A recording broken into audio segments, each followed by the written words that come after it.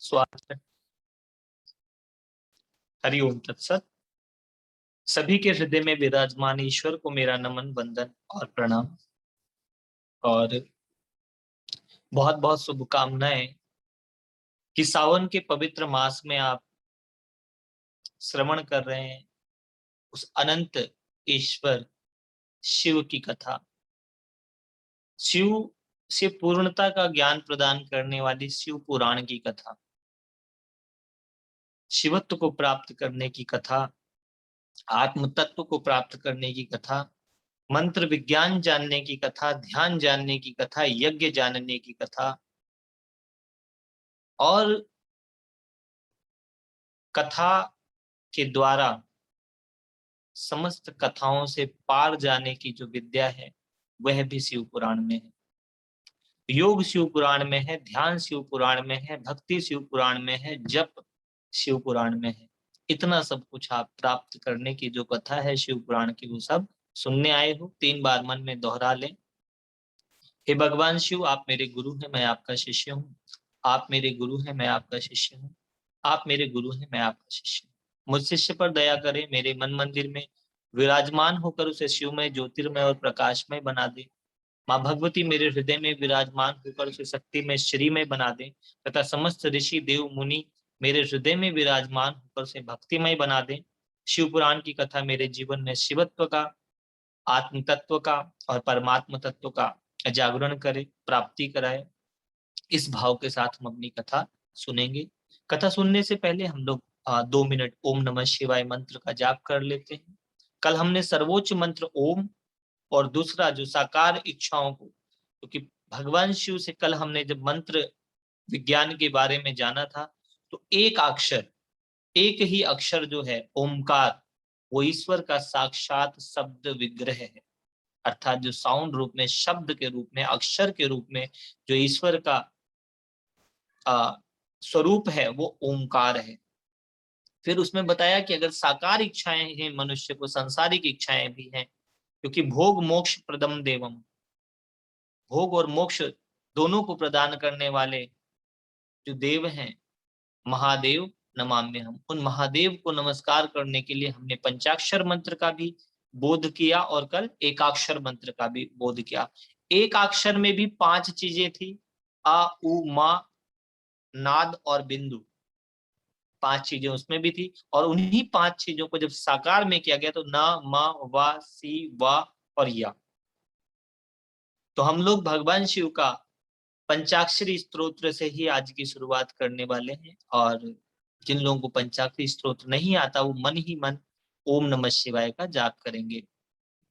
ओम नागेंद्र हाराय त्रिलोचनाय भस्मांगराय च महेश्वराय नित्याय शुद्धाय दिगंबराय तस्मै नकाराय नमः शिवाय मंदाकिनी चंदन चर्चिताय नंदीश्वर प्रमथनाथ महेश्वराय मंदार पुष्प बहु पुष्प सुपूजिताय तस्मै मकाराय नमः शिवाय शिवाय गौरी वदनाब्ज वृंद शिवाय गौरी वदनाब्ज वृंद सूर्याय दक्षा ध्वरनाशकाय श्रीनीलकंठाय वृषध्वजाय तस्मै शिकाराय नमः शिवाय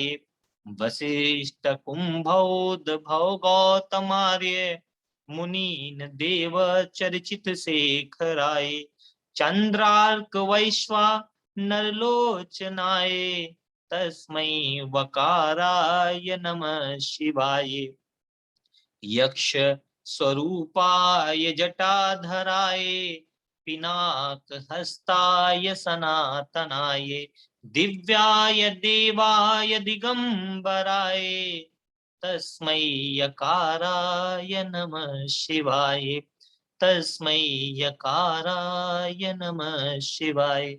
उस सदाशिव को हृदय में गुरु रूप में स्वीकार करें। ब्रह्मानंदम परम सुखदम केवलम ज्ञान मूर्तिम द्वन्द्वातीतं गगन सदृशं तत्त्वमस्यादिलक्ष्यम् एकं नित्यं विमलमचलं सर्वधी साक्षिभूतं भावातीतं त्रिगुणरहितं सद्गुरुं तं नमामि। अखंडानंद बोधाय शिष्य संतापहारिणे सच्चिदानंद रूपायै तस्मै श्री गुरुवे नमः। वंदे देव उमापतिं सुरगुरुं वंदे जगत कारणं वंदे पन्नगभूषणं मृगधरं वंदे पशूनां पतिं वंदे सूर्य शशांक वाहनि नयनं वंदे मुकुंद प्रियं वंदे भक्त जनाश्रयं च वरदं वंदे तं शिव शंकरम वंदे तम शिव शंकरम। ओम पार्वती पते नमः। हर हर महादेव, हर हर महादेव, हर हर महादेव। तो आज हम भगवान शिव को साक्षी बांधकर आगे की कथा सुनेंगे। मंत्र का विज्ञान हम सबने जाना, थोड़ा सा सुना कि मंत्र है क्या, क्यों अक्षर रूप में मंत्र दिया गया, क्या कारण था। वो जो निशब्द ईश्वर था, जो शून्य था, जो मौन था, वो कैसे आया शब्दों में। शब्दों के शोर में जो मौन है वो कौन है। तो जो जानने की विद्या थी, यहां ध्यान रखे, पुराण मानने से अधिक जानने का विज्ञान है। यहां समस्त ऋषि मुनि जानने जाते थे। किससे जानना चाहा, जिसने जाना था। व्यास जी ने जाना, व्यास जी से सूत जी ने जाना, सूत जी से अन्य महात्माओं ने जाना, और ये गुरु परंपरा से बात जानी जाती थी। सनातन धर्म मानने का नहीं, जानने का विषय है। इसीलिए शिव पुराण जो है, इसको ज्ञानमय भी कहा, विज्ञानमय भी कहा और भक्तिमय भी कहा, क्योंकि ये मानने से अधिक जानने का विषय है। हमें जानना चाहिए, हमें जिज्ञासा करनी चाहिए, हमें जानना चाहिए क्यों हम जल चढ़ाने जा रहे हैं। सावन में तो पूरी प्रकृति जल चढ़ा रही है, तो फिर हम क्यों जल चढ़ाने जा रहे हैं। जानना चाहिए कि क्या होता, क्या इस मंत्र जाप से क्या मिलता है, क्या होता है ओम नमः शिवाय जपने से। तो जब आपको जानने की इच्छा होती है, जब आप जानने का संकल्प करते हैं, तब आपके भीतर वो कथा उतरती है। कथा आपके जीवन की व्यथा मिटाती है। कथा मात्र वही नहीं है कि मनोरंजन कराया जाए, आपका कुछ कीर्तन सुना दिया जाए, कुछ भजन सुना दिए जाए आपको, और उन भजन कीर्तन को सुन के आपके मन का थोड़ा सा मनोरंजन हो जाए, थोड़ा सा आपको रस आ जाए, और उसके बाद कथा की पूर्णता हो गई।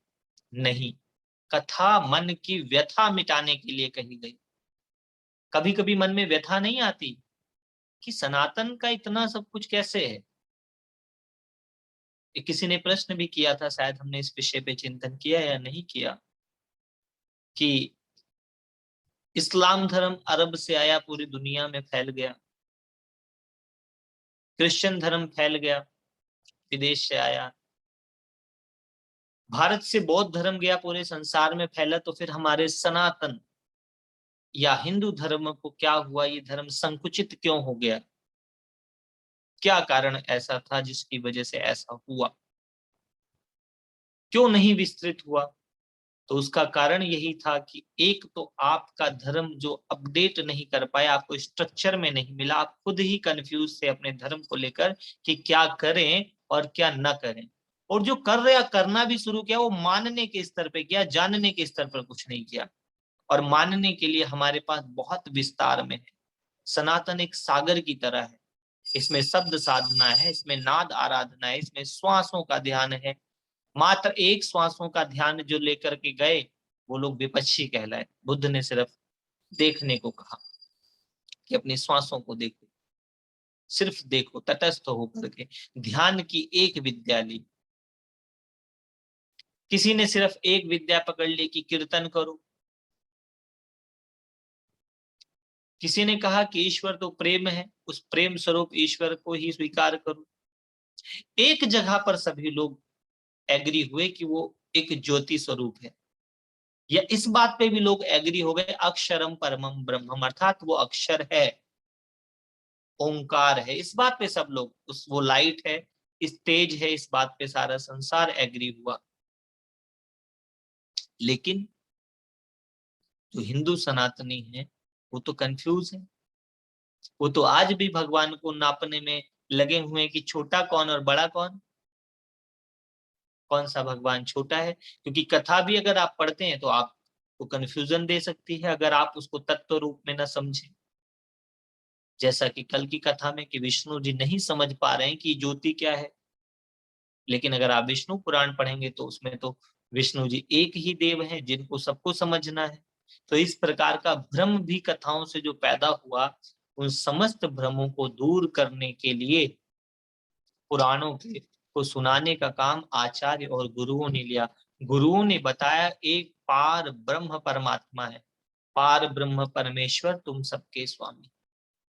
वो जो पार ब्रह्म परमेश्वर है, जो निराकार निर्गुण ज्योतिर्मय ईश्वर है, जब वो सबसे पहले अपने आप को साकार या आकार में डालता है, तब सबसे पहले वो ओंकार रूप में आता है, ओम हो जाता है। और उसी ओम की तीन धाराएं होती हैं, ब्रह्मा, विष्णु और महेश। और ब्रह्मा विष्णु महेश को उस ओम की एक शक्ति निर्धारित करती है, और उस शक्ति के पीछे शिव रूपी संकल्प शून्य ज्योतिर्मय बिंदु होता है। तो ये चीज हमें पता चली। फिर उस ओम से जो पांच है, उससे पांच तत्वों का निर्माण हुआ, पंच तत्व, जिनसे शरीर निर्मित हुआ। और इस पांच तत्व में उस पार पर ब्रह्म, जो पार ब्रह्म था, ईश्वर था, परमात्मा था, उससे निर्मित हुई आत्माएं, उसकी अभिव्यक्ति से प्रत्यक्ष हुई आत्माएं इस पंच तत्व के शरीर में आई। और इस पांच तत्व के साथ माया भी जुड़ी, क्योंकि हर एक तत्व का अपना एक तन्मात्रा है। जैसे सबसे पहला जो तत्व, अब हम आज सृष्टि की कल्पना के ऊपर भी जाते हैं कि सृष्टि कैसे निर्मित हुई। तो पहले तो कल वाली बात हम लोग ओम का ध्यान कर लें एक क्षण, क्योंकि ये जो कथा है ये मात्र ऐसा नहीं है कि मैं आपको सिर्फ कहानियां सुनाऊं। मैं चाहता हूं ये कथा आपके भीतर जाए, ध्यान तक के स्तर पे जाए। तो सभी लोग एक क्षण आंख बंद करें और मन ही मन ओम का जप करें। ओ,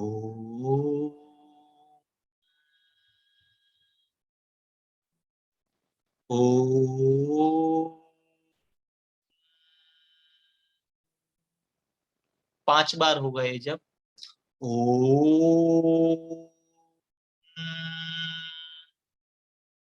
ओ,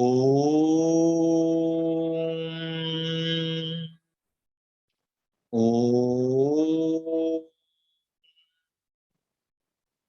तो सबसे पहले पहला जो ओम का जप है, वो आपके पहले कोष, अन्नमय कोष को जागृति देता है। अन्नमय कोष जिससे आपका शरीर बना है।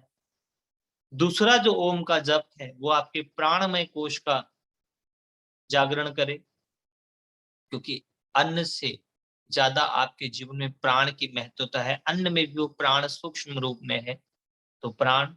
तीसरा ओमकार का जप आपके मनोमय कोष को, आपकी मन की जो स्थिति है उसको जागृत करे। चौथा जो है वो आपके विज्ञानमय कोष को, जो विशेष प्रकार का ज्ञान है, वो जो विशेष आत्मबोध है, उस कोष को जागृत करे। वो विज्ञान जो दिव्यता, जिसको हम आज चमत्कार मान ले, वैसी शक्तियों का जागरण करने वाला चौथा कोष है। और पांचवा जो कोष है वो आपका आनंदमय कोष है।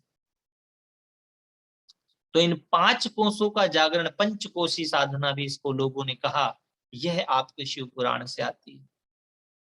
तो सभी लोग एक बार अन्नमय कोश में इस शरीर को, प्राणमय कोश में शरीर के भीतर लाइट के शरीर को, मनोमय कोश में इस शरीर के चारों तरफ उत्पन्न वाइब्रेशन को, और विज्ञानमय कोश में इस शरीर के भीतर, मस्तिष्क के भीतर एक जो शून्य है, जो परम प्रकाश का केंद्र है हृदय और मस्तिष्क में, उसको और आनंदमय कोश में अपने संपूर्ण अस्तित्व का अनुभव करेंगे। एक क्षण ध्यान भी करेंगे, क्योंकि मैं चाहता हूं ये जो कथा है, ये जो जप है, ये आपके ध्यान में उतरे, क्योंकि जहां पर आप दोगे ध्यान, वहीं से मिलने लगेगा ज्ञान। जिस चीज पर आपका ध्यान केंद्रित होता है, उस चीज का ध्यान भी आपके जीवन में आ जाता है, क्योंकि ध्यान और ज्ञान जुड़े हुए हैं। ज्ञान से ही ध्यान है, बिन ज्ञान के मुक्ति नहीं, साधना के द्वार तक आए बिना सिद्धि नहीं। जब तक आप ज्ञान प्राप्त नहीं करेंगे, ध्यान नहीं लगेगा, और जब तक ध्यान नहीं लगाएंगे, तब तक ज्ञान भी आपके जीवन में उतरेगा नहीं, सुनने में ही जाएगा बस। या तो वाणी विलास बनकर रह जाएगा, या बुद्धि विलास बनकर रह जाएगा। वाणी विलास अर्थात बात सुनी और बात कर दी। बुद्धि विलास विचार किया और विचार को आगे डाल दिया।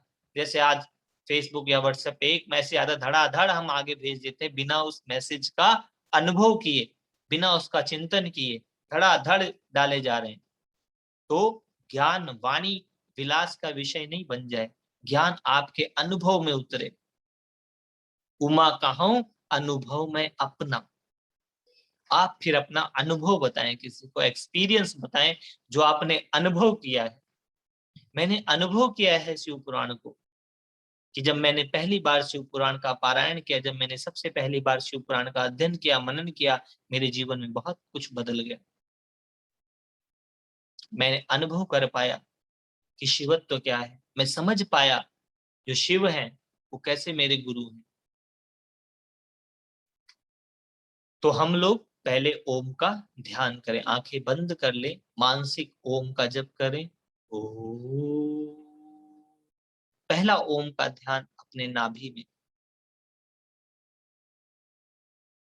नाभि में ओम का जप करें और नाभि में ही ओम का ध्यान करें।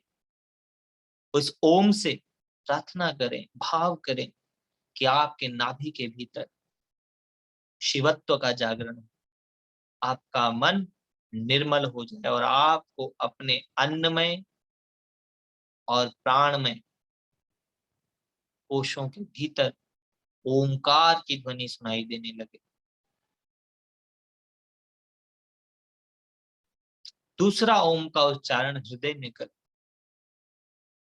ताकि आपके भीतर मनोमय और विज्ञान में कोश का जागरण। तीसरे ओम का उच्चारण अपने विशुद्धि गर्दन में करें, ताकि आपके भीतर उस आनंद का अनुभव। चौथे ओम का उच्चारण अपने मस्तिष्क पर करें, ताकि आपको आत्म तत्व का बोध हो। और पांचवें ओम का उच्चारण सिर से ऊपर की तरफ, लगभग सिर से 4 इंच ऊपर करें, ताकि आपको परमात्म तत्व, परमात्मा की ऊर्जा, परमात्मा की वाइब्रेशन, परमात्मा के प्रकाश का अनुभव हो और आप अपना अनुभव बता पाए। आप अपने ईश्वर का, अपने परमेश्वर का व्यक्तिगत अनुभव बता पाए, जो आपके अनुभव से गुजरा है। आप मानने की जगह जानने की यात्रा में जाएं। तो सभी लोग पहला ओम करें नाभि पे, ओम। दूसरा ओम हृदय पे, ओम। तीसरा ओम गर्दन में, ओम। चौथा ओम मस्तिष्क पर, ओम। पांचवा ओम सिर के ऊपर, ओम। अब इसी क्रिया को एक ही श्वास में आपके एक एक केंद्र पे ओम जाए। एक श्वास में 5 बार ओम, ओम, ओम, ओम,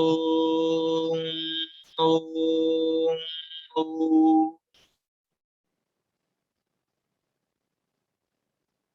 जब इस प्रकार की क्रिया को आप दोहराना शुरू करेंगे, तो एकाएक आप ध्यान में चले जाएंगे और उस ध्यान में जाके आपको शिवत्व का बोध भी होगा, शिवत्व का ज्ञान भी होगा और शिवत्व का अनुभव भी प्राप्त होगा।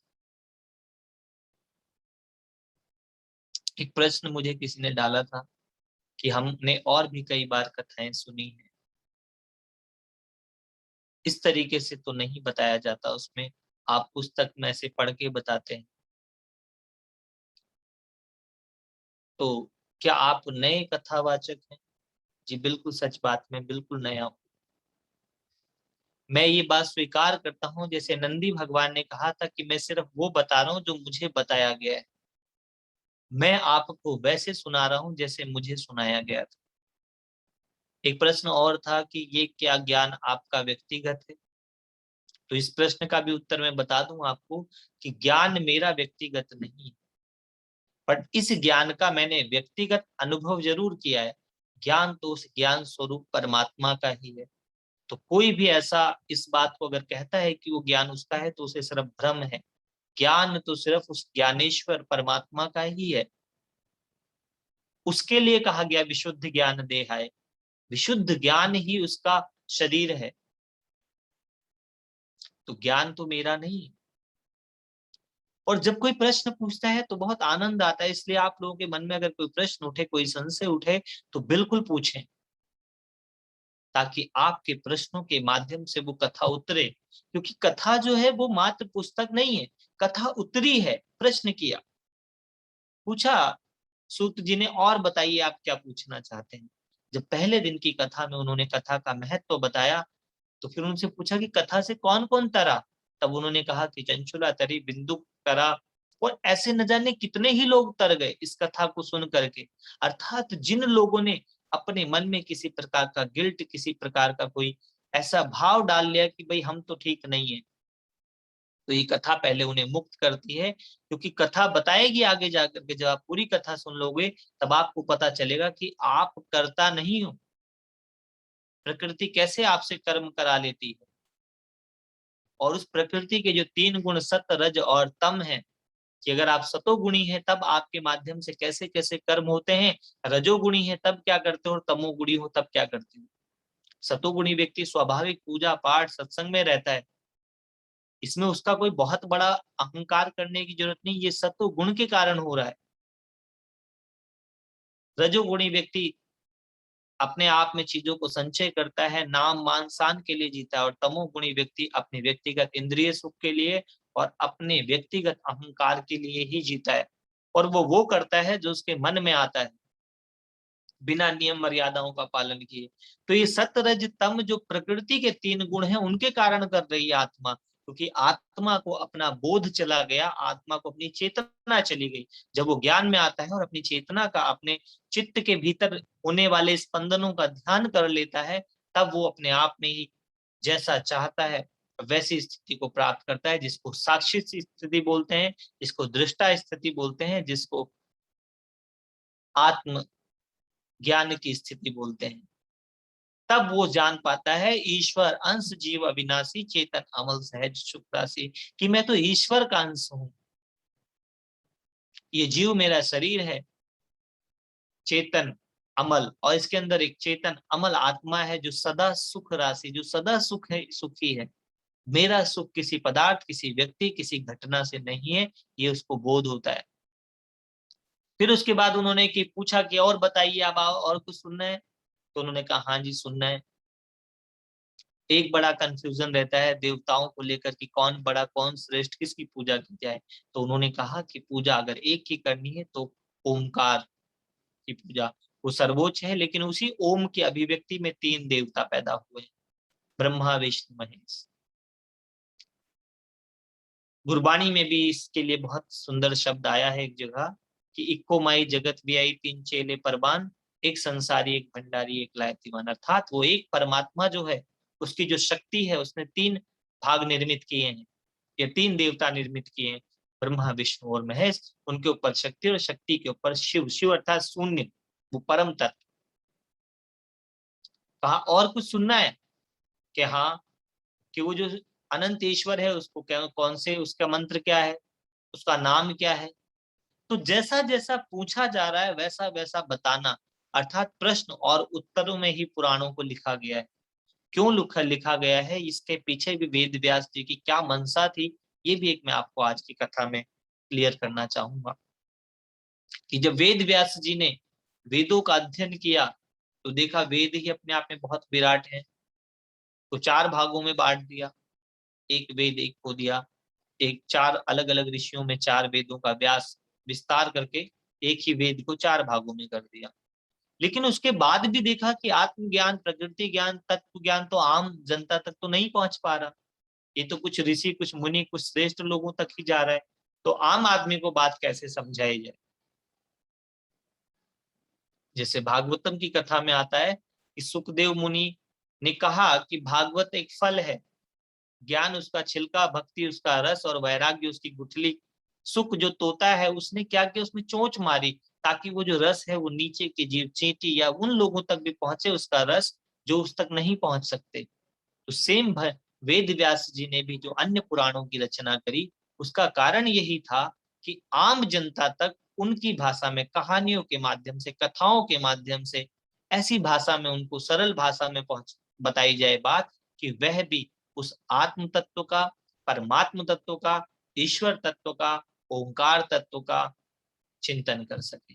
इसलिए ये जो कथा है पुराण को इस तरीके से बनाई गई। तो उसके बाद कहा कि भगवान और बताइए हमें, तो कहा और बता देते हैं तुम्हें, तुम जितना जितना पूछोगे हम तुम्हें उतना उतना बताते जाएंगे। फिर पूछा कि अच्छा एक बात बताइए कि कैसे, क्या साधन क्या है, तो कहा साधन श्रवण मनन और कीर्तन। श्रवण अर्थात सुनना, मनन अर्थात उसका ध्यान करना, कीर्तन अर्थात गाना, आनंदित होकर के उस चीज को दोहराना, कीर्तन भी कह सकते। रिपीटेशन, मंत्र जाप भी एक रिपीटेशन है, शब्दों का लगातार उच्चारण करके जो नाद पैदा करना है वो मंत्र जाप है। और ये भक्ति का एक मंत्र जाप मम दृढ़ विश्वास, अर्थात पूरे विश्वास के साथ मंत्र का जाप किया जाए तो अनुभव प्राप्त होता है। लेकिन बिना अनुभव का जो विश्वास है वो कभी भी टूट सकता है, संशय आ सकता है उसके अंदर। तो कहा और बताइए भगवान। अब वहां उन्होंने कहा और पूछिए क्या पूछना है आपको। तो यदि आपसे पूछा जाए कि बताइए आप क्या पूछना चाहते हैं, तो क्या आप उसके लिए तैयार हैं। इसलिए अपने मन में चिंतन करें, अपने मन में कथा सुनते समय इस बात का ध्यान करें कि ये कथा मेरे जीवन में कहाँ आ रही। क्या मेरा भी यही प्रश्न है कि मुझे भी नहीं समझ आता कौन से देवता की पूजा करें, कैसे रिझाऊं मैं तुझको विधाता, वो मेरे दाता मुझे समझ नहीं आता। मंदिर में जाऊं, दीपक जलाऊं, बैठ तेरे सन्मुख भोग लगाऊं, तुम ही बता दो तुमको जो है भाता, वो मेरे दाता मुझे समझ नहीं आता। क्या आपको भी नहीं समझ आ रहा है ऐसा, जैसा उन ऋषियों को नहीं समझ आ रहा था जिन्होंने वेद व्यास जी से प्रश्न किया, जिन्होंने सूत जी से प्रश्न किया। तो सच बात है, हम सबको भी नहीं समझ आता है। और वो अनंत ईश्वर पूर्णता से समझ आएगा ही नहीं। जिस दिन वो पूर्णता समझ आएगा उस दिन आप ईश्वर ही हो जाओगे। सोई जान ही जिन दे ही जनाई, तुम्हें जो जानी तुम्हें हो जाई। अर्थात जिस दिन तुम उस परम ईश्वर को जान लोगे, तुम ईश्वर समय ही हो जाओगे। तो अगली बात तो जो पूछी शिव पुराण में, कि अब इस पंचाक्षरी मंत्र के बारे में भगवान शिव ने पंचाक्षरी का उपदेश दिया कि पंचाक्षरी मंत्र से क्या होता है, और कहा मंत्र से उस देवता का साक्षात्कार कैसे होता है। तो ये बात भी आई, कितनी संख्या में जाप करना चाहिए, 5 करोड़ जप करते ही उस मंत्र का देवता प्रत्यक्ष हो जाता है। 5 करोड़ जप, और जो 5 करोड़ जप पूरे कर लेता है वो उस मंत्र का आचार्य हो जाता है, वो उस मंत्र की दीक्षा देने योग्य हो जाता है। उसने उस मंत्र को जागृत कर लिया होता है, उस मंत्र को आत्मसात कर लिया होता है। वो व्यक्ति भी मंत्रमय हो जाता है जो इतने मंत्रों का जाप कर लेता है। इसीलिए जो गुरु इस प्रकार से मंत्र दिया करते थे, वो गुरु परंपरा से मंत्र दिया करते थे। उन मंत्रों का 5 करोड़ की संख्या में जप या तो उनके गुरु ने करके उसका अधिकार दे दिया होता था उनको कि ये मंत्र जागृत मंत्र है। इसलिए गुरु मंत्र की सबसे ज्यादा महिमा रही। क्यों? क्योंकि गुरु उस मंत्र को जागृत कर चुका है, उस मंत्र के जप की पूर्ण आहुति दे चुका है, पूर्णता को प्राप्त कर चुका है उस मंत्र से। और दीक्षा लिए हुए साधक के लिए क्या है कि साधक को सिर्फ 5 लाख जपों को करके उसका अनुष्ठान करना है। अनुष्ठान करके वो उस मंत्र के भाव को, उस मंत्र की आत्मा को आत्मसात कर लेगा। अभी इतना समय तो नहीं है हमारे पास, तो भैया एक अच्छा सा घर खरीदने के लिए आप सालों मेहनत करते हैं, आपको पता है कि एक दिन में तो नहीं आएगा। आप एक अच्छी नौकरी प्राप्त करने के लिए कई सालों की तपस्या करते हैं, तो ईश्वर इतना सरल, इतना सस्ता तो नहीं है। मंत्र जाप ये तो एक विज्ञान है, एक साइंस है, इसके साथ आपको समय भी लगता है। आप कि नहीं जी हमने तो सुना है ईश्वर बहुत आसानी से मिल जाता है। बिल्कुल मिल जाता है, लेकिन आसानी से मिले हुए की आपको कद्र क्या है? सूर्य कितनी आसानी से रोज उगता है, क्या आप सूर्य दर्शन करते हैं सुबह? अपने आप से पूछिए, क्या आप रोज सूर्योदय पे सूर्य दर्शन करते हैं सुबह का? क्योंकि भोर का सूर्य जो है वो भाग्य उदय करता है। जिनको भी लगता है कि उनका भाग्य अच्छा नहीं है, जो अपने भाग्य में बहुत दुखी है, वो सुबह उठकर सूर्य दर्शन करें। पुराण ऐसा कहता है, कथा ऐसी कहती है कि उसका भाग्य उदय हो जाता है। क्योंकि सूर्य जो है वो अग्नि यज्ञ है, और भाग्य उदय करने के लिए अग्नि यज्ञ बताया गया। तो पुराणों में विधियां तो थी, लेकिन उन विधियों को हमने थोड़ा थोड़ा, अधूरा अधूरा सुनने के कारण अपने मन के भीतर संशय बना लिया। एक आचार्य कहता है कि ईश्वर प्रेम से मिलता है, लेकिन प्रेम इतना सस्ता तो नहीं है। ये तो प्रेम की बात है उधो, बंदगी तेरे बस की नहीं है। यहाँ सिर दे के होते हैं सौदे, आज की इतनी सस्ती नहीं है। गोपियों ने उधो को समझाया कि प्रेम इतना सस्ता तो नहीं है जितना तुम समझ रहे हो। यहाँ सिर दे के होते हैं सौदे। सिर देने का अर्थ क्या है? कि स्वयं को ही अर्पित कर देना होता है, स्वयं के अहंकार को, मैंपन को अर्पित करना पड़ता है प्रेम। और तू भी खत्म हो जाता है, मैं तू खत्म, हम हो जाए, उसको प्रेम कहते हैं। किसी ने आज हमसे पूछा कि अनकंडीशनल लव, मैंने कहा इसका तो पहले चिंतन करो कि जिससे तुम प्रेम कर रहे हो, जिसको तुम प्रेम कह रहे हो, क्या सच में कोई कंडीशन नहीं है? तो प्रेम जो है वो ऐसे ही पैदा नहीं होता, उसके लिए जन्म जन्मांतर की यात्राएं लगती है। इस संसार का सर्वोच्च तत्व है प्रेम। है प्रेम जगत में सार और कुछ सार नहीं है, तो जो सार तत्व है वो है प्रेम। पुराण ऐसा भी, आप इस पुराण में ऐसा सीखेंगे, समझेंगे, जानेंगे कि समस्त साधनों का फल है वैराग्य। तो आप सारे साधन कर लेते हैं, साधना करते हैं, तो आपको वैराग्य आता है। वैराग्य का फल है ज्ञान, ज्ञान का फल है भक्ति, भक्ति का फल है ईश्वर, और ईश्वर का फल है प्रेम। जिन्होंने उसका अनुभव किया ना, वो गा उठे, मेरा प्रेम जब अनंत हो गया, रोम रोम संत हो गया। मेरा प्रेम जब अनंत हो गया, रोम रोम संत हो गया। जब मेरा प्रेम उस अनंत के साथ अनंत हो गया, तो मेरा रोम रोम संत हो गया। छूट गए मन से सारे विकार, भूल गया मुझको माया का संसार। भक्त था भगवंत हो गया, रोम रोम संत हो गया। मेरा प्रेम जब अनंत हो गया, रोम रोम संत हो गया। व्यक्ति का जब प्रेम अनंत तक पहुंच जाता है, उसका प्रेम अनंतता की स्थिति को प्राप्त करता है, तो उसका रोम रोम संत हो जाता है, वो ईश्वरमय हो जाता है। भेद खत्म हो जाते हैं सारे। जीव जगत और जगन्नाथ का जो भेद है, वो अभेद होकर के एकत्व की स्थिति आ जाती है, एक वननेस आ जाती है। ये सारी बातें शिव पुराण में है। तो है अद्भुत शिव पुराण, आनंद का विषय है ना? बिल्कुल। हाँ तो बोलो भाई। यस। सो इस आनंद को जानना और अनुभव करना ही पुराण की पूर्णता की कथा है। फिर इसके अंदर पूछा कि भगवान यज्ञ के बारे में बताइए आप, कि कौन कौन से यज्ञ होते हैं। पुराण में 4 प्रकार के यज्ञ श्रेष्ठ बताए गए हैं। वैसे यज्ञ विज्ञान के हिसाब से 400 प्रकार के यज्ञ बताए गए हैं, क्योंकि अलग प्रत्येक कार्य के लिए अलग यज्ञ है, लेकिन मुख्य सिर्फ 4 ही यज्ञ हैं इस संसार के अंदर। प्रथम है ज्ञान यज्ञ, जो ऋषि और मुनि लोग करते हैं। ज्ञान यज्ञ का अर्थ है उस परम ज्ञान, उस परमात्मा को प्राप्त करना और प्राप्त करके संसार को प्राप्त करने की व्यवस्था करना, इसको ज्ञान यज्ञ कहते हैं। ज्ञान के प्रचार प्रसार में सहयोगी होना भी ज्ञान यज्ञ का पार्ट है।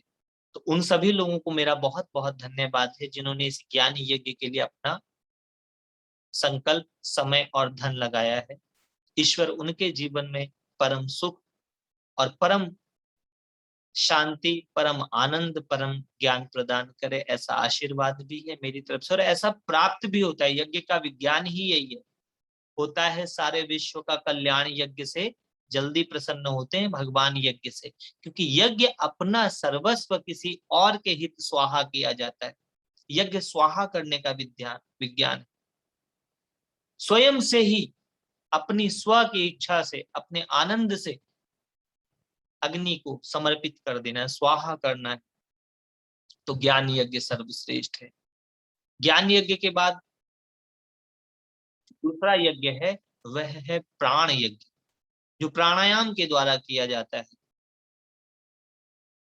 आप अपने प्राण को उस परम प्राण, उस परम आत्मा के साथ एक कर ले, यह प्राण यज्ञ है। और प्राणों के यज्ञ का जो साधक होता है वो उस प्राण की ऊर्जा को औरों में भी देता है।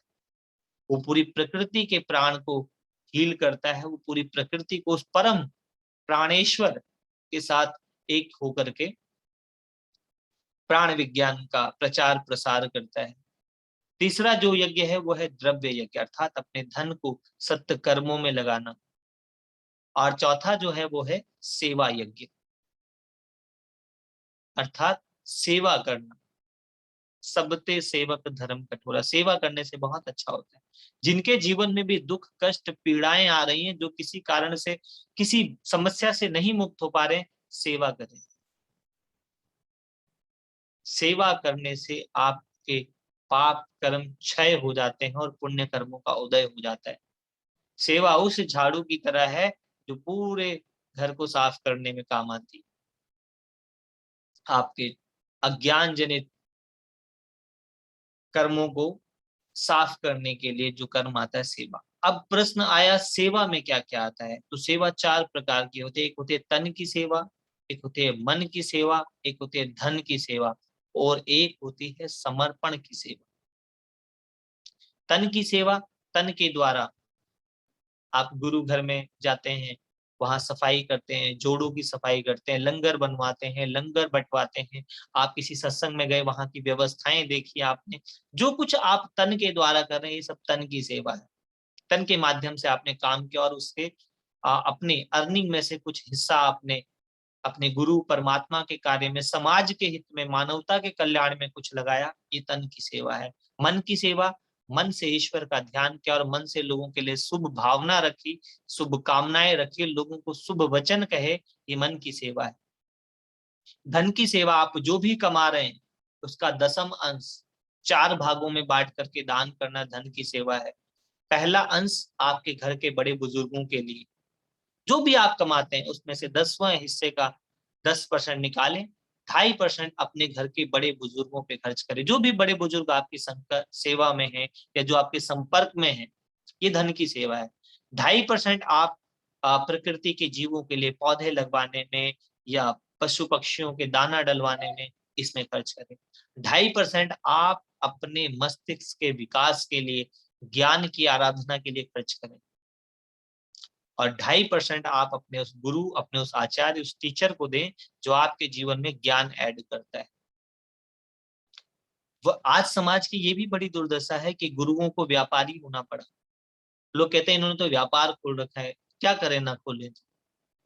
लेकिन एक चीज है, यहाँ दोनों के लिए मर्यादाएं, शिष्य के लिए भी मर्यादाएं हैं, गुरु के लिए भी। गुरु भी ऐसा होना चाहिए, वैरागी होना चाहिए, त्यागी होना चाहिए।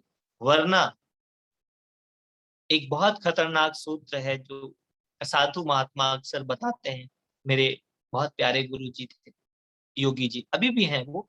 हिमालय में हैं, जाने कहाँ है, मैं उनके संपर्क में तो नहीं हूँ। तो एक बार वो मुझे बता रहे थे कि बेटा याद रखना, योगेश्वरे सो राजेश्वरे, जो व्यक्ति योग और ध्यान करता है उसको इस संसार में राज्य जरूर प्राप्त होता है, उसका वैभव एक ना एक दिन बहुत फैलता है। राजेश्वरे सो भोगेश्वरे, अगर उसने उस प्राप्त हुए राज्य का भोग किया और भोगी बन गया तो भोगेश्वरे सो नरकेश्वरे, इसलिए उसका पतन हो जाता है। इसीलिए हमारे यहाँ जो परंपरा थी, भारतीय परंपरा साधुओं की नहीं है, ऋषियों की परंपरा है।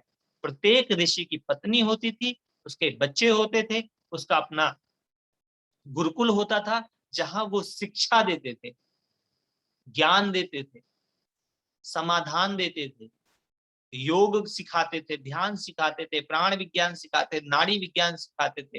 अर्थात शिक्षा, दीक्षा और स्वास्थ्य, ये तीन क्षेत्र गुरुकुलों से चला करते थे। बदले में समाज उनको सहयोग देता था। वही व्यवस्था जब अलग विधि से आई तो आपको उसकी फीस देनी पड़ी। पहले आपको फीस नहीं, सहयोग देना होता था। तो जब आप योग से जुड़ते हैं तब आप सहयोग देते भी हैं और सहयोग लेते भी हैं। तो अगर कोई व्यक्ति तपस्वी योगी है तो वो समाज के हित, समाज के कल्याण, समाज की समस्या के लिए काम करेगा। कि अगर समाज में रोग शोक फैल रहा है तो उसका उपचार क्या है। समस्त ऋषि मुनि इसमें, ऋषियों का काम ही था रिसर्च करना। जितने रिसर्चर हैं ये सब ऋषि तो हैं, कि मनुष्यता के जीवन को आसान कैसे किया जाए, सरल कैसे किया जाए, उसके जीवन के रोगों को, उसके जीवन के शोकों को, उनके जीवन के जो कष्ट हैं, पीड़ाएं हैं, उनसे कैसे मुक्त किया जाए। इन सब का चिंतन करने वाले ऋषि कहलाते थे, रिसर्चर कहलाते थे। और जो मनन करते थे, उन विषयों का चिंतन करते थे, वे मुनि कहलाते थे। और जो अपने आचरण से आपको वो आपके आचरण तक पहुंचाते थे, वह आचार्य होते थे। और जो आपको उस प्राण की जागृति से दीक्षित करते थे, वह आपके गुरु, दीक्षा गुरु कहलाते थे। और जो आपको उसकी शिक्षा देते थे वो अध्यापक कहलाते थे, आपको अध्ययन कराते थे। तो अलग अलग व्यवस्थाएं थी और वो होंगी फिर दोबारा से, क्योंकि समाज के अंदर आज आध्यात्मिक चेतना में बहुत बड़ा बदलाव आ रहा है। बहुत से गुरु, बहुत से ऋषि, बहुत से आचार्य योग का, ध्यान का, संयम का, नियम का बिल्कुल समाज को खुले हाथों से ज्ञान दे रहे हैं। और दूसरी बात, हमेशा दूसरी चीज भी साथ साथ थी। अगर दिन है तो रात भी है, पॉजिटिव है तो नेगेटिव भी है, देवता है तो असुर भी है। तो समाज का दूसरा एक हिस्से का काम है समस्या पैदा करना, दूसरे हिस्से का काम है समाधान पैदा करना। एक का काम है, जैसे पिक्चर के अंदर एक विलन होता है, एक हीरो होता है, उनका डायरेक्टर तो एक ही है ना। तो शिव पुराण पढ़ने से और सुनने से एक बात आपको और भी पता चलेगी, वो एक ही ईश्वर, वो एक आत्मा, वो अनंत ईश्वर बिजली की तरह, हीटर में जो गर्म कर रहा है, कूलर में जो ठंडा कर रहा है, तो वही अनंत सबके भीतर अलग अलग खेल रहा है। उस अनंत को जानने की जो सबसे पहली सीढ़ी, सबसे पहली चाबी है, वह है ओम। उस ओम का जप, ओम का ध्यान, ओम की सेवा के साथ साथ जीवन के अंदर सेवा जरूर करें। अब एक चीज और समझ लें, अब प्रथम सेवा स्वयं की करें। तो सभी लोग, स्वयं की पहली सेवा है सुबह उठकर एक्सरसाइज करना। ये तन आपकी 24 घंटे सेवा करता है, तो कम से कम 24 मिनट तो आपको भी इसकी सेवा करनी चाहिए। ये व्यवहारिक पक्ष है जो आपको पता होना चाहिए। अगर आप सच में धार्मिक हैं तो अपने तन को स्वस्थ रखने की सेवा ले लें।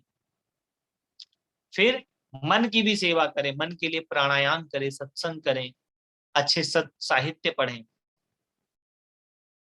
सबसे पहला धर्म है आपका सुबह उठकर एक्सरसाइज करना।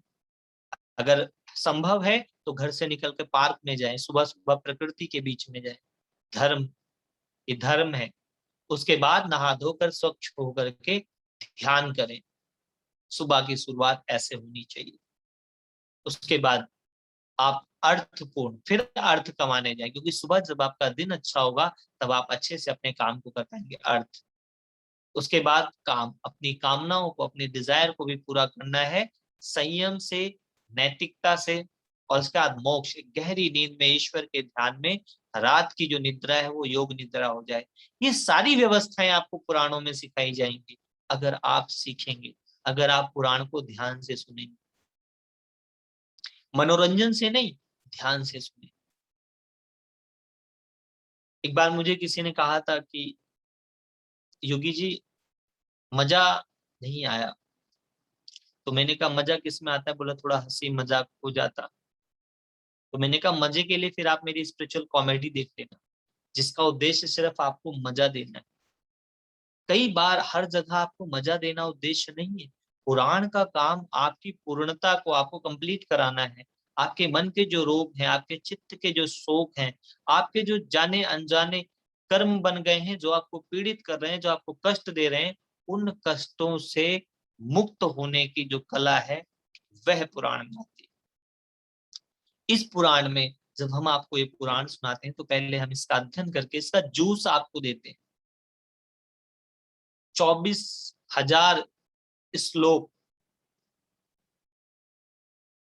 और एक एक श्लोक का अगर व्याख्या की जाए तो एक एक दिन निकाला जा सकता है। एक एक श्लोक के अंदर इतना डेप्थ, जैसे एक पीपल के बीज में इतना बड़ा वृक्ष है, उसी प्रकार एक एक श्लोक श्लोक जो है वो शिवलोक तक पहुंचाने की व्यवस्था रखता है।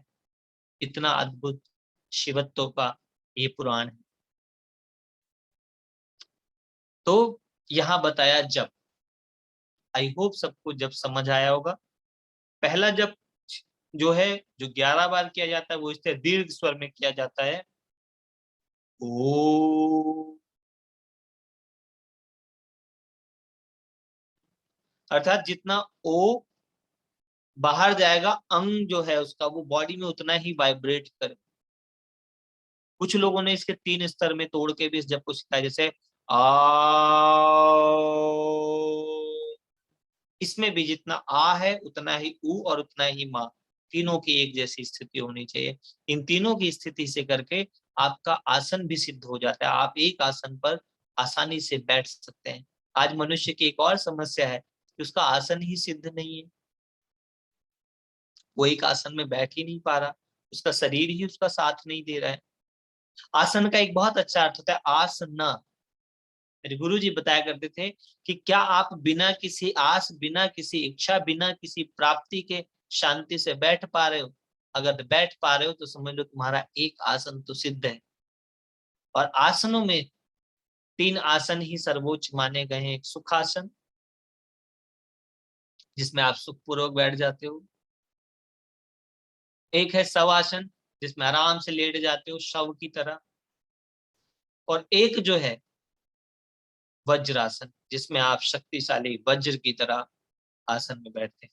सुखासन के ही सुखासन के ही और भी आसन है जो थोड़ा कठिन है, लेकिन वो भी सुखासन के ही परिवार से आते हैं। जैसे मान लो सिद्धासन या पद्मासन।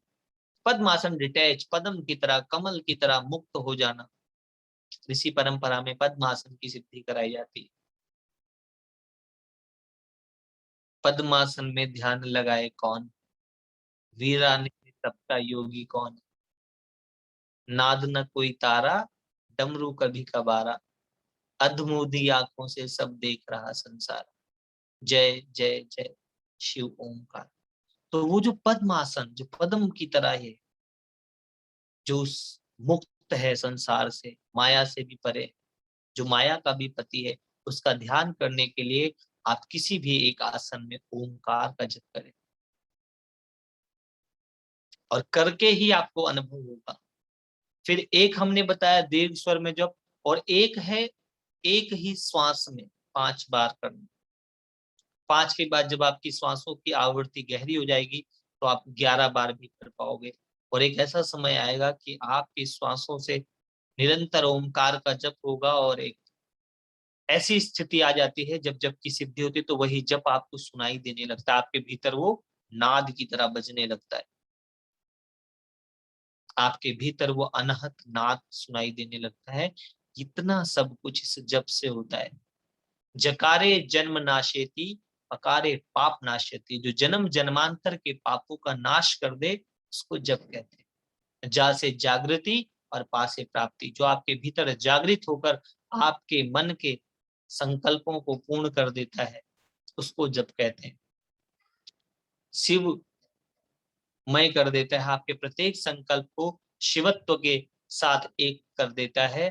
तन्मय मनः शिव संकल्प मस्तु, कि जो आपका मन है वो शिव जैसे संकल्प करने लगता है, उसकी जो विद्या है वह है जप। तो ये था जप का विज्ञान। ध्यान भी आप जप के द्वारा कर सकते हैं। जब आप ओम का जप करें तो ओम का ध्यान करें, ओम का चिंतन करें, ओम का मनन करें, ओम के विषय में विचार करें, तो आपके भीतर वो ओमकार प्रकाशित होकर दिखेगा। जब आप उसका मनन करेंगे, ध्यान करेंगे, तो आपको ओम जो है प्रकाश के रूप में दिखाई देने लगेगा। कुछ समय की साधना करनी पड़ेगी, लेकिन हाँ, साधना तो करनी ही पड़ेगी। और साधना के दो चरण हैं। पहले चरण में साधना, आपको साधना पड़ेगा, लेकिन दूसरे चरण में साधना, फिर आपको साधना नहीं, वो आपका स्वभाव है। जैसे श्वास लेना आपका स्वभाव है, कभी आपने श्वास लेने के लिए प्रयास थोड़ी किया है, लेकिन जब प्राणायाम करते हो तब प्रयास करते हो, उसी सांस को गहरी करते हो, उसी सांस को बढ़ा लेते हो, उस सांस पर विजय प्राप्त करने की व्यवस्था करते हो, तब करते हो साधना। और जब वो साधना हो जाती है तब साधना फिर स्वतः ही चलता है। जैसे जो लोग गाड़ी चलाना जानते हैं, शुरू में आपने गाड़ी सीखने की साधना करी, और उसके बाद जब आपके स्वभाव में आ गया, तब आप गाड़ी चला रहे, गाड़ी अपनी जगह चल रही और आप आराम से उसमें बैठे। तो इसी प्रकार जब आप जप, ध्यान और ईश्वरीय विद्याओं की साधना करेंगे, जिस दिन आपको आत्मबोध हो गया, उसके बाद वो स्वभाव बन जाएगा आपका। आपका स्वभाव ही आनंद है, प्रसन्न आत्मा है आप। हमारे पिता शिव का जो प्रथम स्वरूप व्यक्त किया गया, जो उसका स्वभाव व्यक्त किया गया, वो प्रसन्न आत्मा कहा गया। तो आप प्रसन्न रहोगे और आत्म तत्व का बोध करोगे। अहम आत्मा मम शरीर, ये जो ज्ञान है, ये जो बोध है, ये ओमकार के जप से आएगा। तो हम सबको ओमकार का जप करना है। और किसी का कोई प्रश्न है, कोई कुछ पूछना चाहता है तो पूछ ले, क्योंकि आप लोगों के मन में अगर प्रश्न है तो जरूर पूछे, निसंकोच पूछें। क्योंकि प्रश्न चित्त मन प्रसन्न चित्त नहीं होता, लेकिन जो प्रश्न चित्त मन है, जब वो उसका उत्तर पा लेता है तो प्रसन्न हो जाता है। तो अगर कोई कुछ पूछना चाहता है तो पूछ सकता है।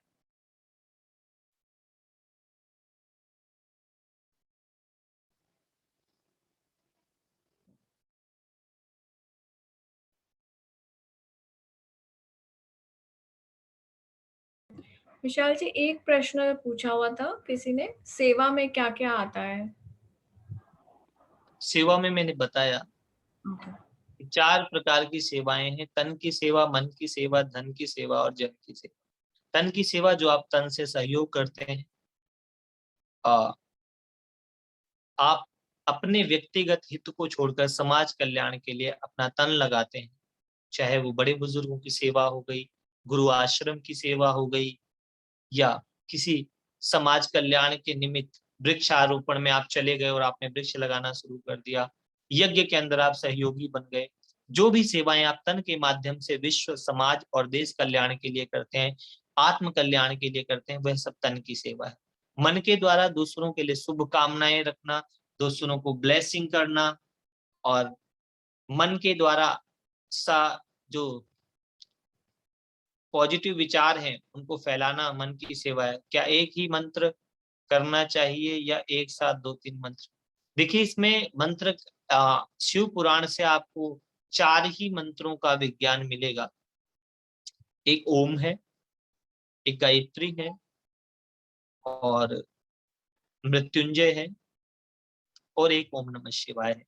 ठीक है, मंत्र एक ही है, लेकिन जब बीज मंत्रों की बात करते हैं तो अलग अलग कार्यों के लिए अलग अलग बीज मंत्र है। फिर उसमें बहुत सारी चीजें यूज की जा सकती है। जैसे मुख्यतः 4 ही चीजें मनुष्य जीवन में है, धर्म, अर्थ, काम और मोक्ष, लेकिन इनके 4 का ही विस्तार बहुत है। तो फिर जब आप व्यक्तिगत हितों के लिए या अलग अलग कामों के लिए अलग अलग अक्षर, अलग अलग बीज मंत्रों का उच्चारण कर सकते हैं। जैसे बीज मंत्रों में भी आ से लेकर क्षा तक के ही वर्ण आते हैं, और मुख्यतः एक मंत्र तो आप ऐसा करें जो बिल्कुल निस्वार्थ हो, जो आपके आत्म तत्व के लिए हो। बाकी व्यक्तिगत स्वार्थों के लिए या अन्य संकल्पों के लिए कई मंत्र भी किए जा सकते हैं, क्योंकि एक ही ऋषि कई कई मंत्रों का जाप करते थे। हर एक ऋषि मुनि गायत्री और ओमकार का जप सबके लिए था। ओम करके वो अपने चित्त को तैयार करता था, फिर गायत्री करता था, उसके बाद अन्य मंत्रों की उपासना समय, देश काल, परिस्थिति, समाज कल्याण के लिए, अपने यजमान के हित के लिए अलग अलग मंत्रों का प्रयोग ऋषि मुनि भी करते थे, तो आप भी कर सकते हैं। लेकिन जिस भी मंत्र का प्रयोग करें उसकी समझ, उसका ज्ञान लेकर करें। ऐसा नहीं कि आपने यूट्यूब से कल कोई मंत्र देखा और आप वो रटने लगे, परसों आपने दूसरे मंत्र की महिमा देखी, आप वो करने लगे, तरसों तीसरे मंत्र की महिमा देखी, वो करने लगे। अब आपने इतने सारे मंत्रों के बीच में अपने मन को फंसा लिया कि जब आप ध्यान में बैठते हो तो आपको समझ ही नहीं आ रहा क्या मंत्र करूं। तो भ्रमित ना हो जाए चित्त, इसका विशेष ध्यान रखना है। आप एक मंत्र भी कर सकते हैं, दो भी कर सकते हैं, तीन मंत्र भी कर सकते हैं, चार मंत्र भी कर सकते हैं कई मंत्रों का जाप, लेकिन ओमकार का जाप जरूर करना है, ताकि ओम करके आपका चित्त उस मंत्र को, मंत्र का अर्थ होता है मंत्र, अर्थात मन का जो त्रायण करने की विद्या है वहां तक आपका मंत्र जाए, और जिस देवता का मंत्र है आपके मंत्र की आवृत्ति उस देवता तक जाए और आपके शरीर के केंद्र में भी वो देवता जागृत हो। इसके लिए ओंकार का जप सबके साथ करना है। और कोई प्रश्न?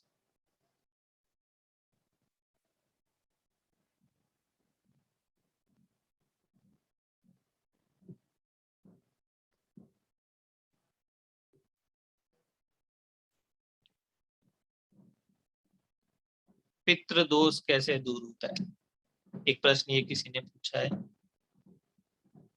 पितृदोष दूर करने के लिए जो सर्वोच्च विद्या है वो है कि आप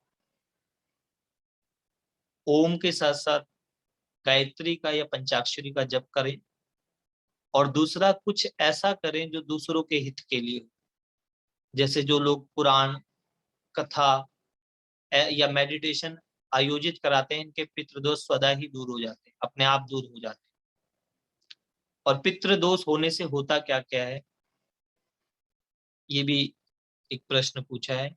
तो अगर प्रथम स्तर का पितृदोष है तो आपके घर में बेवजह झगड़ा शुरू हो जाता है। जब भी परिवार इकट्ठा होता है तो बेवजह का झगड़ा हो जाता है। और अगर उससे ज्यादा स्तर का पितृदोष बढ़ जाए तो आप जिस भी कार्य में हाथ डालते हैं उस कार्य में सिर्फ नुकसान होता है।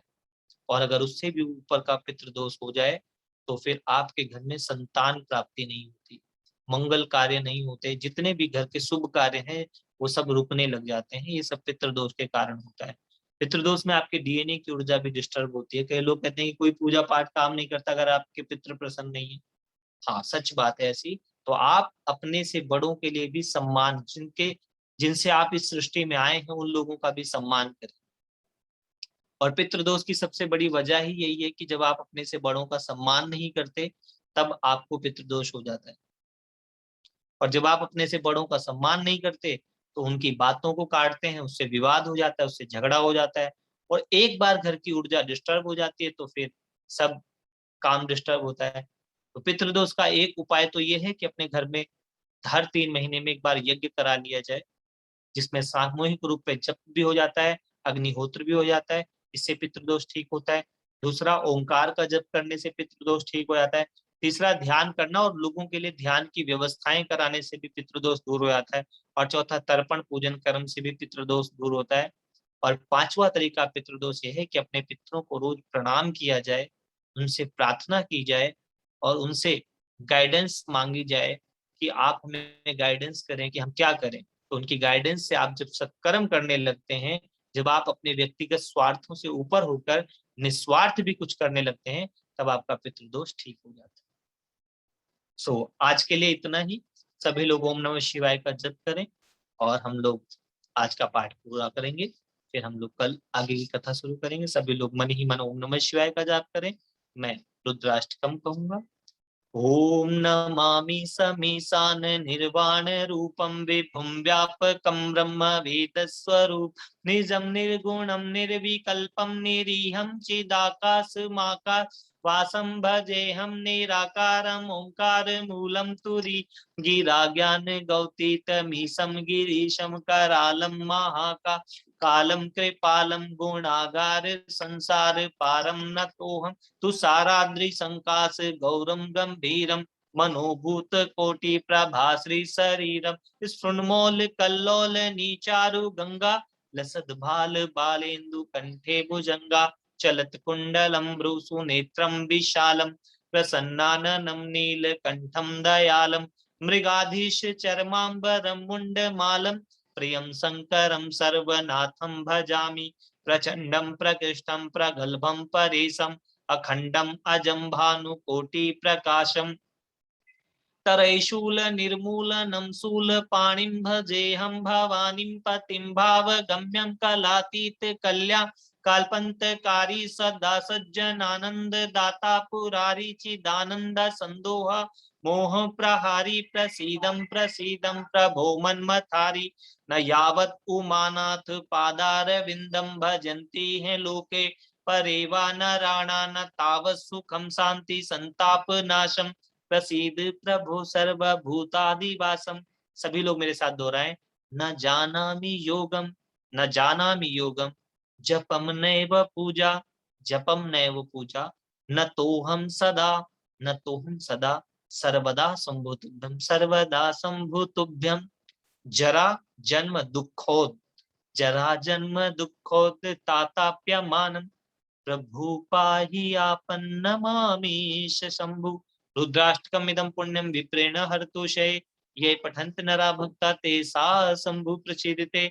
ओम वंदे देव उमापतिं सुरगुरुं वंदे जगत कारणं वंदे पन्नग भूषणं मृगधरं वंदे पशूनां पतिं वंदे सूर्य शशांक वाहनि नयनं वंदे मुकुंद प्रियं वंदे भक्त जनाश्रयं च वरदं वंदे तं शिव शंकरं वंदे तं शिव शंकरम।